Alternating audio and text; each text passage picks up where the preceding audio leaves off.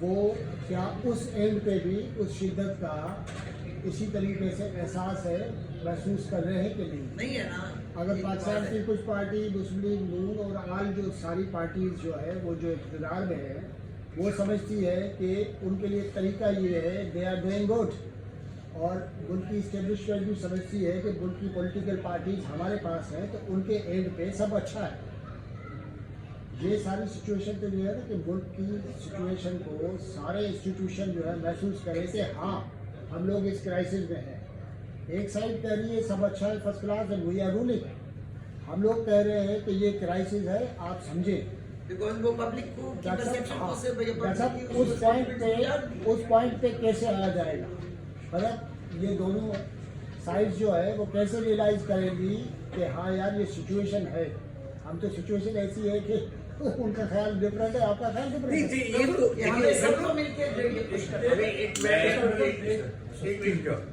देखिए ये जो चीज़ है ये यकीनन इससे ऐसे ही है जैसे आप कह रहे हैं, लेकिन सवाल ये देखिए सबसे पहली बात तो ये कि गलत को गलत कहा जाए ना, ठीक है ना। बेशक चंद लोग ही हो, मैं और आप दो ही बंदे हो, हम दो ही बंदे हो, गलत को गलत तो कहे ना। अगर हम गलत को गलत नहीं कहते तो फिर तो आप कंसीड कर जाते हैं ना। नंबर वन जो नहीं हम नहीं, उन्होंने कंसीड किया पॉलिटिकल पार्टीज नहीं, उन्होंने कंसीड किया ना। लेकिन वो पॉलिटिकल पार्टीज ये तो देखिए भाई उनके आवाम के अंदर अब क्या अपनी उनकी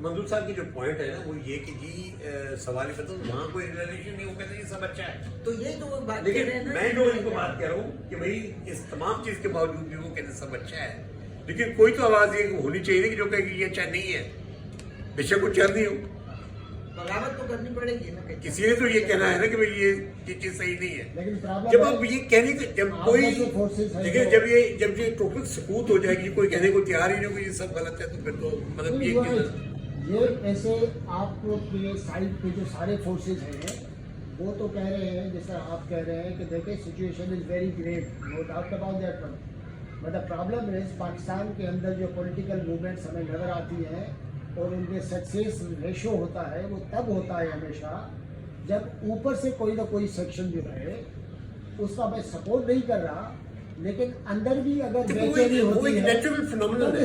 मैंने आपको फिर कहा ना, मैंने कहा कि जब देखिए जब वहाँ पे अनरेस्ट नहीं जब नहीं देखिए वो अनरेस्ट तो खैर होगा, ये तो नहीं बिल्कुल ये नहीं सही करे। देखिए बात फिर भागलपुर जैसे हादसे होते हैं ना,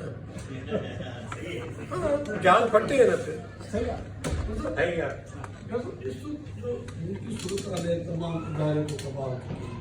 बाजार जो दिखने में आ रहा है कि हर रोज आइन में रामीन की जा रही है, 27वीं 26वीं अब 28वीं तरमीम की तैयारी हो रही है। क्या ये निज़ाम जो है सदारती निज़ाम की तरफ तो नहीं जा रहा है? मेरा एक सवाल। दूसरा सवाल ये कि क़यादत का फुकदान, अगर 2 सूबों की बात की जाए तो वहाँ पे तो सूरत बहुत ख़राब है, बलूचिस्तान और KPK की, बाकी बचते हैं 2 सूबे सिंध और पंजाब। क्या यहाँ पे भी क़यादत का फुकदान है? अगर बात की जाए तो यहाँ पे बिलावल है, एनर्जिक लीडर है, पेशा वगैरह है, वहाँ पे मरियम है, क्या समझ रहे ये कोई रोल प्ले नहीं कर सकते? ये पहली बात तो ये नहीं, जो मैंने आपको कहा कि एक सीरियस किस्म का इंस्टीट्यूशन क्राइसिस है। आप नहीं आए थे तो मैं शायद आप सुना होगा आपने, मैंने 2 बातें की। मैंने एक सबसे पहली बात की कि एक सीरियस का लीडरशिप क्राइसिस, जो लीडर है भी वो सही बात नहीं कह रहे, मतलब ऑनेस्टी के साथ क्या बिलावल साहब ने जो कुछ किया है उसको जस्टिफाई कर सकते हैं? 26वीं तरमीम में जिस अंदाज वो आगे बढ़ के उन्होंने किया, can you justify that? Can you justify election में 26 एंड 27 तो 43 को जो है ना वो जस्टिफाई कर सकते हैं कि मैंने ये डलवाया, कल को तारीख नहीं पूछेगी उनसे। ऑनेस्टी के साथ बेनजीर भुट्टो का बेटा इस किस्म की जो हरकतें कर रहा है तो क्या लोग नहीं पूछेंगे उससे, या कल तारीख नहीं पूछेंगे उससे? मतलब आपको इतना बड़ा स्टिग्मा अपने पे लगा दिया कि आप तो खड़े नहीं हो सकेंगे ऑनेस्टली के साथ। मतलब मैं एहतरामन ये बात कह रहा हूँ आज भी, मतलब मुझे उसके लिए कोई डिराई नहीं करना चाहता हूँ, लेकिन मैं ऑनेस्टली से कह रहा हूँ जो स्टिग्मा उन्होंने लगाया है इन 2 अमेंडमेंट्स के दरमियान वो कभी दो नहीं सकते। तो आप देखिए कि 28वें में क्या होता है, फिर आप क्या करेंगे, क्या जस्टिफिकेशन देंगे जब 28 नहीं आएगी। तो मैं जो बुनियादी तौर पर बात कह रहा हूँ वो ये कि मैं ये इस बात पे आज कि यानी देखिए ऑनेस्टली कहना ठीक है, मैं हर चीज़ को भी ये नहीं कहूँगा कि हम हर चीज़ में सही भी है, लेकिन एटलीस्ट आज हम तो जब से इलेक्शन हुआ है लोग तो पार्लियामेंट में चले गए ना। मैं जीडीए का मैं सेक्रेटरी चलूँ, हम लोग पार्लियामेंट में भी नहीं गए।